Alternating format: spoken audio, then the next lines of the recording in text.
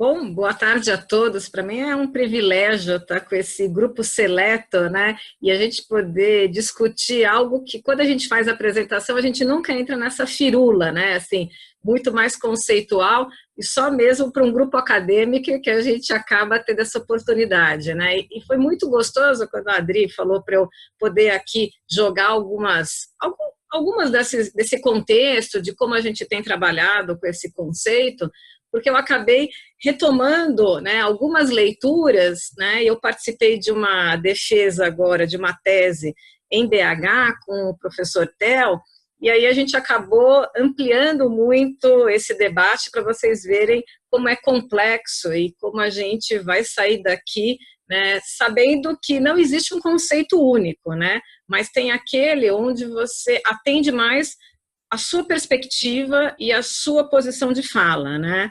E isso eu acho que é muito importante, porque nessa rede de acadêmicos a gente tem professores que vêm da administração, que vêm da economia, que vêm das ciências sociais, que vêm da gestão pública, que vêm da gestão ambiental, que vem do jornalismo. Então, cada um tem de fato determinados pressupostos, né, de olhar, né, este mercado e olhar com uma lente. Então, o que eu vou comentar com vocês é um pouco aquilo que eu fui observando com o tempo e na minha interação com outros pesquisadores, né, de fora do Brasil. E aí eu acho que o importante é a gente discutir. Então, vocês fiquem à vontade, porque aqui não tem nenhuma verdade. Foi só uma maneira que eu organizei, que eu achei mais fácil para entender esse conceito de negócios de impacto, né? Bom, para quem não me conhece, né, eu acho que o Rodrigo que está chegando, eu acho que foi a Mariana que chegou. Eu sou economista e tenho trabalhado nessa temática de empreendedorismo social já há 25 anos, por influência de uma socióloga, né, que é da Rosa Maria Fischer. Então, na verdade, esse meu olhar, ele transita para aquilo de alguém de formação de economia e com mestrado e doutorado em administração. Então, é sobre este lugar que eu acabo, né, olhando esse fenômeno de negócios sociais. Eu coordeno, junto com a Rosa, um centro de empreendedorismo social na USP. Então, o que eu organizei? A Adri falou que era para eu falar 15 minutos no máximo, que o mais importante é a gente poder dialogar, né? Da gente falar de um quadro analítico, né? Para a gente poder aqui, entre nós, né, debater sobre essa discussão do conceito de negócios de impacto, né? Vocês estão vendo os slides? Eu acho que assim, o importante da gente, quando a gente fala desse conceito, e talvez por isso que ele é tão polêmico, né, ou nunca a gente consegue um consenso, é porque de fato ele é polissêmico, né, e você tem muitas lógicas diferentes que, de alguma maneira, circunscrevem o fenômeno dos empreendimentos que produzem bens e serviços em qualquer sistema capitalista. Então, você pode fazer um recorte, né, por a questão do ator, né, e você vai depois, isso vai acabar gerando aquele primeiro setor, segundo setor e terceiro setor, né? Então é o papel do Estado, da sociedade civil e do mercado. Você pode também fazer um olhar para os empreendimentos no sistema capitalista e fazer um recorte pela racionalidade, quer dizer, o que explica a dinâmica das organizações criadas por estes atores, né? Ele é interesse geral, quer dizer, é interesse público, né? Ele é um interesse coletivo, porque circunscreve a um determinado público, né? Típico, por exemplo, de cooperativa, ou ele é um interesse privado, que de alguma maneira, né, acaba funcionando para uma apropriação individual, né, para que você atenda os seus objetivos individuais. Uma outra forma de você fazer um recorte é pelo tipo de recurso. Eu utilizo recursos públicos ou recursos privados, né? Uma outra forma de olhar é o recorte pela forma de troca. Quer dizer, se eu estou falando de lógica de mercado, né, num sistema capitalista, eu uso o preço, né, como sendo esse que vai estabelecer a relação entre dois atores. Mas também eu posso falar de uma forma de troca que é calcada na reciprocidade, ou no compartilhamento, ou na solidariedade. Então, e aí a gente já vai entrando por algumas lentes que vão explorar economia solidária, porque elas estão muito mais preocupadas pelas formas de troca. E você também pode, né, olhar os empreendimentos pela configuração jurídica. Ah, é uma empresa, é uma associação, é uma cooperativa, é um MEI, né? Então, isso tudo, né, faz com que a coisa seja muito complexa, porque você pode combinar, né, 2 desse recorte, 3 desse recorte, e a gente nunca sabe o que o outro está falando, né? Se ele está mais preocupado com a configuração jurídica ou com a intencionalidade, a racionalidade, se ele está falando do ator, então, ou se ele está falando dessa forma de troca, né?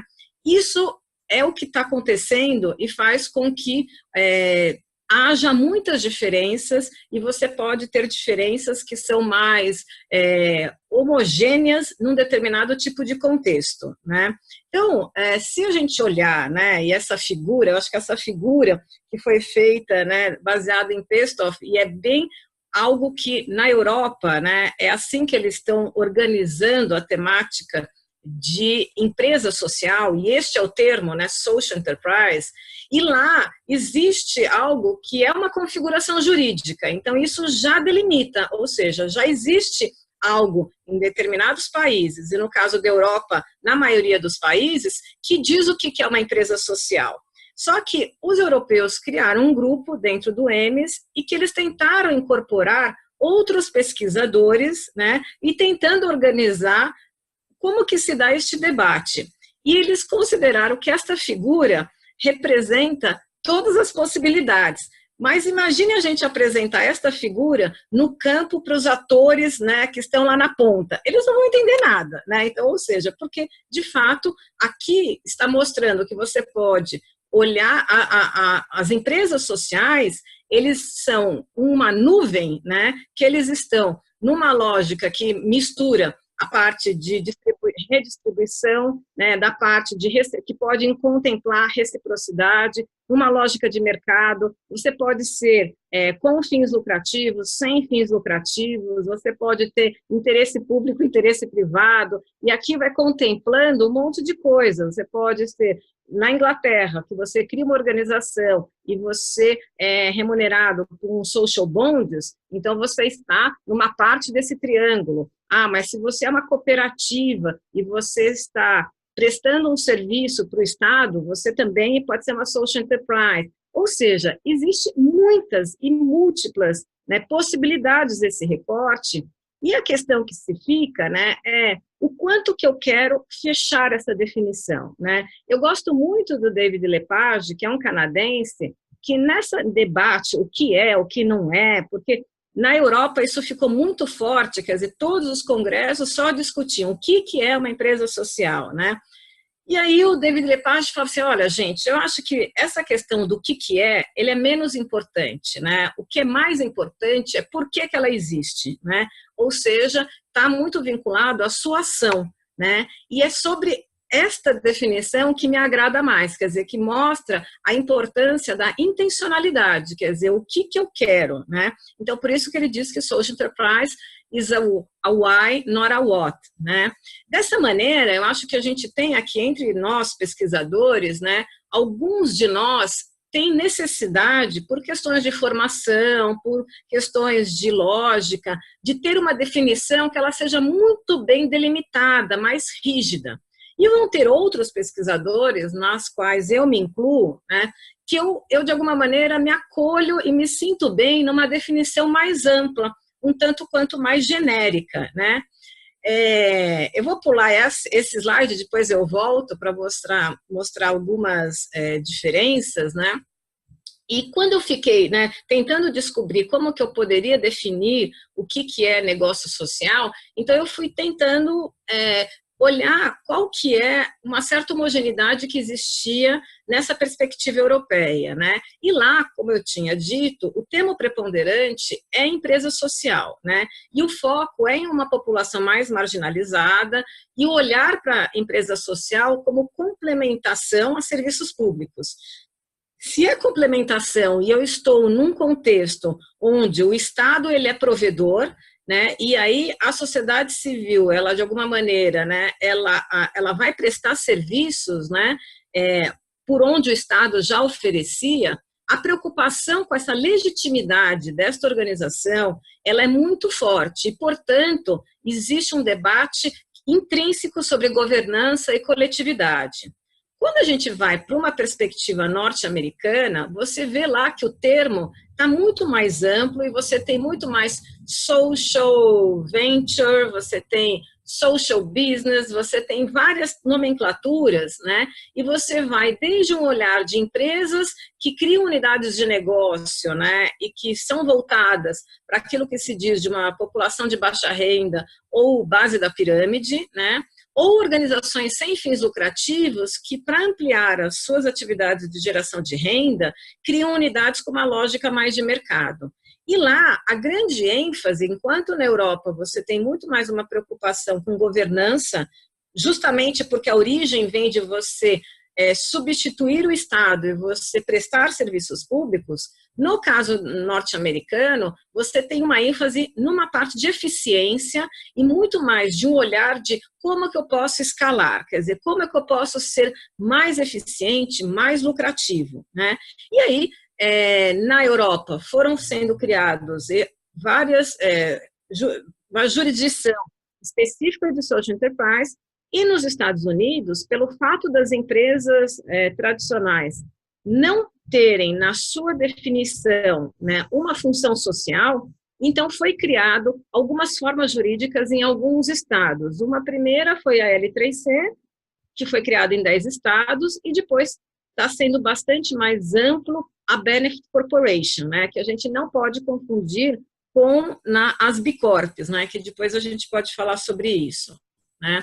Nos países em desenvolvimento, e aqui a gente pode falar tanto de um bloco mais asiático, né, que foi basicamente puxado pelo Yunus, né, ou aqui na América Latina a gente tem uma rede, né, que é o SECEN, né, que a gente acabou estudando muito negócios inclusivos, né, você começa a ter que uma preocupação é uma preocupação em reduzir, inicialmente, de reduzir a pobreza e ampliar, né, diminuir a exclusão social, né? E isso depois se ampliou por uma questão também ambiental. E aqui, dado que a gente tem situações bastante concretas de exclusão, a gente foi falando muito mais de como a gente pode empoderar, como a gente pode pegar, né, pessoas que estão em maior vulnerabilidade e elas poderem estar mais inseridas em cadeias produtivas ou elas mesmas serem, né, proprietários dos seus próprios empreendimentos. E aí, portanto, a gente vai estar falando de negócios mais inclusivos, porque, de alguma maneira, esta população ela acaba sendo, né, proprietária e tendo maior poder de decisão nessas organizações. Né? A diferença com a visão, né, particularmente do Yunus, né, em relação aos países aqui do Bloco da América Latina, é as divergências em relação à questão da distribuição de lucro. Ou seja, assim, para o Yunus, é fundamental que a própria organização ela redistribua, ela reinvesta o seu superávit dentro da organização. E na América Latina, você via múltiplas maneiras, quer dizer, você poderia contemplar esta visão de você reinvestir o lucro, mas isso não era uma característica, uma premissa, né, que só pode ser negócio social se não distribui lucro. Não, você contemplava diversos formatos, em formatos onde você tinha a distribuição do lucro como uma questão, né, como uma possibilidade. Tanto é que na América Latina começa a crescer muito o campo de fundos de investimento de impacto, que só realmente existem porque, de fato, você faz um investimento e você é sócio de um negócio de impacto, né? Então, portanto, não tem sentido falar de fundo de investimento de impacto numa lógica de Yunus, né? Porque Yunus não vai fazer distribuição de dividendos, né? Vai incorporar toda os lucros no próprio crescimento da organização. Isso posto, né? Como eu achei que pode organizar bem esse termo e como o campo aqui, particularmente no Sudeste, né, começou a acolher essa discussão desses empreendimentos uma lógica capitalista, né? Foi discutindo que negócios com impacto social ou com impacto socioambiental seriam aqueles que estariam numa regra de mercado, ou seja, eles vendem produtos e serviços. e tem a intencionalidade de gerar valor econômico e social. Então, essas duas questões, né, de regra de mercado, ou seja, eu não dependo exclusivamente de doação, né? Eu estou na regra de mercado porque a minha sustentabilidade, ele é por meio daquilo que eu estou prestando de serviço, do produto que eu estou produzindo. E eu só faço isso porque eu quero gerar valor socioambiental. Então, essas características, elas não amarram em configurações jurídicas, né? Não amarram para quem é meu cliente, se meu cliente é o Estado, o meu cliente é população da base da pirâmide, né? Ele não restringe o fato de ser uma cooperativa que foi criada por pessoas de maior vulnerabilidade e eles se beneficiam do crescimento daquela organização. Quer dizer, isso posto, não, você não cria essa rigidez, você simplesmente está falando que existem empreendimentos que nascem com este desejo de gerar e transformar uma determinada realidade. E, claro, esta transformação, ela não tem que ser uma externalidade, ela tem que ser algo que esteja vinculado à sua ação, né? Ele não pode ser só um efeito, né? Ou seja, eu produzo bens de beleza, né? E cuido muito bem do meio ambiente. Não, o seu produto é produtos de bens de consumo, né? E, claro, que bom que você faz muita coisa bacana, que é olhar para essa questão ambiental e social. Mas é muito diferente de um empreendimento que nasce para resolver um problema social.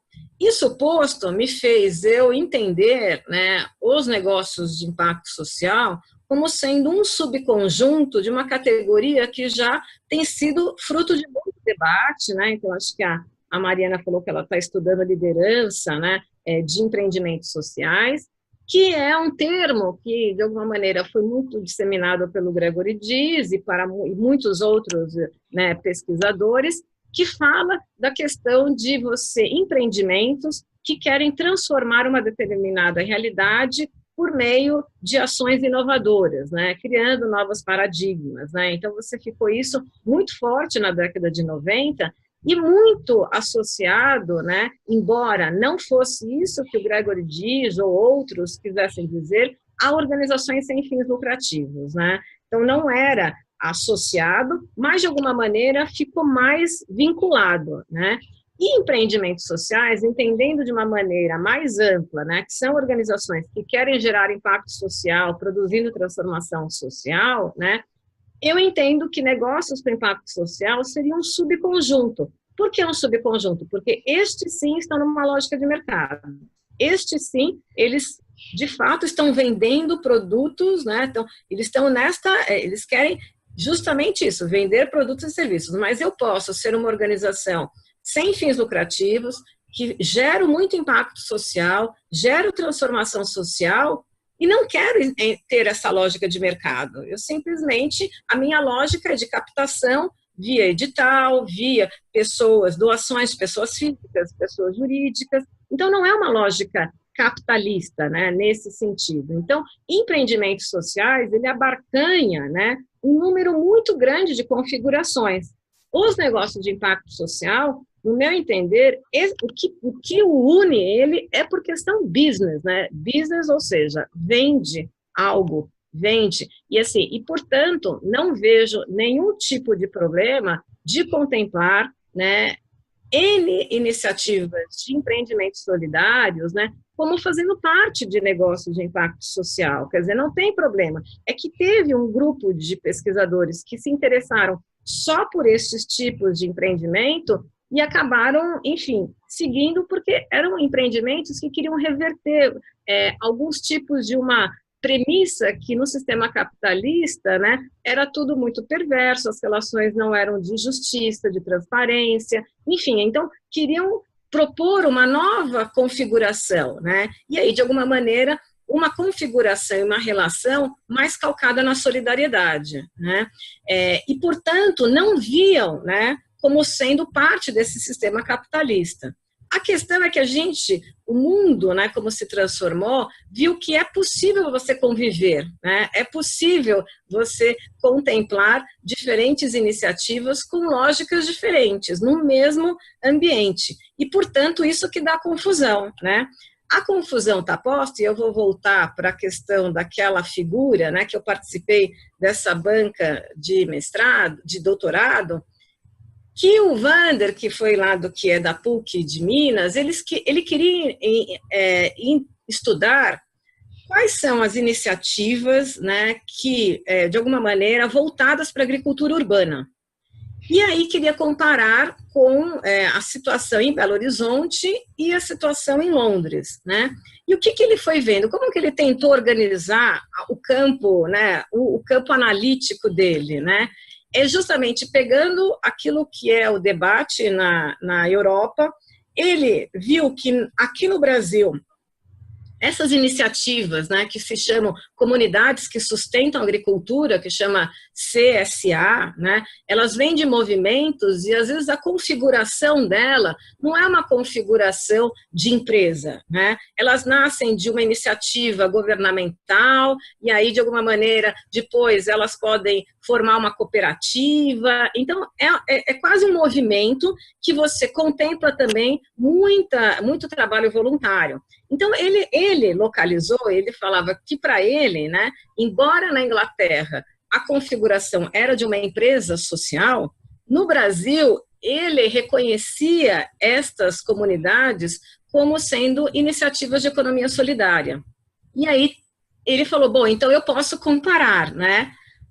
O que houve, talvez, para mim, uma limitação no debate é dizer que a empresa social no Brasil, pelo gráfico que ele mostra, parecia que era só de economia solidária, né? E foi essa minha crítica em relação ao trabalho dele, que eu já, enfim, aí eu já acabei já falando com ele.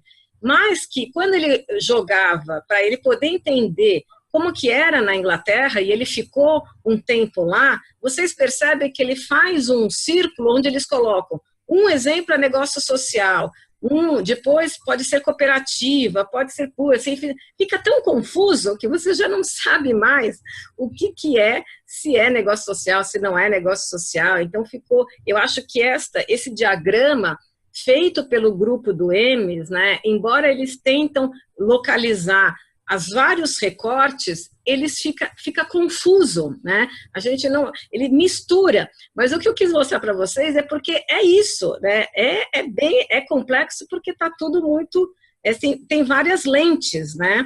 A lente que eu uso é uma lente de mercado, né? E não está ligada a recorte de configuração jurídica, até porque no Brasil não tem, né? Então, no meu entender, está preso à intencionalidade, que gera uma subjetividade, a intencionalidade, mas a gente consegue identificar se essa intencionalidade ela persiste ao longo do tempo, na medida que você vai acompanhando o avanço dessa organização, né? Eu acho que é um pouco esses aspectos, né, mais para problematizar, e na minha tese de livre docência, eu não fico preocupada em você criar uma definição que restrinja.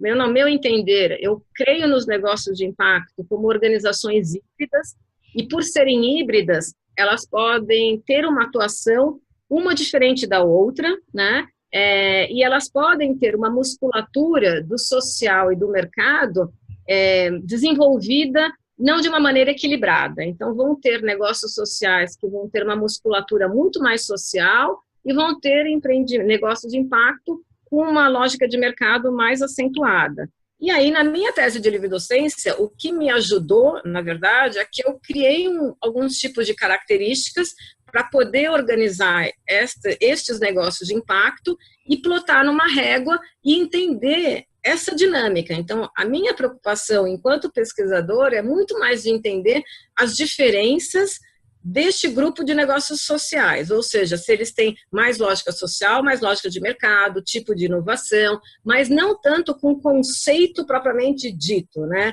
Isto não é, né? Então, eu de alguma maneira, eu eu acredito muito naquela... foi muito positivo para mim aquela visão do David Lepage, né, que está muito mais atento à intencionalidade, ao que se quer com aquele empreendimento, né, e não tanto todos aqueles recortes que o grupo europeu tentou colocar num triângulo, que eu acho que mais confunde do que ajuda nesse aspecto, né? Então, acho que era os pontos que eu queria compartilhar com vocês, né? Para sintetizar de que não existe uma verdade absoluta, né? A questão dessas terminologias são terminologias que um determinado grupo acolhe como sendo algo que faz mais sentido. Então, se aqui o campo no Sudeste está chamando de negócios de impacto, não significa que essa vai ser o único termo. Você pode chamar de empreendimentos sociais, empreendimentos socioambientais, você pode falar que são empresas sustentáveis, negócios sustentáveis. Assim, Graziela, eu não estou muito preocupado com a questão do termo, né? Mas eu estou mais preocupado de entender que, sim, são empreendimentos que estão numa lógica de mercado e entender qual que é a intencionalidade e o que eles estão transformando, né? Então, eu estou mais preocupado com o fazer deles, né? E não com a nomenclatura ou o título que cada um dele se auto-coloca, né? Então, é um pouco este meu olhar. Mas agora eu acho que a gente está aberto para esse debate.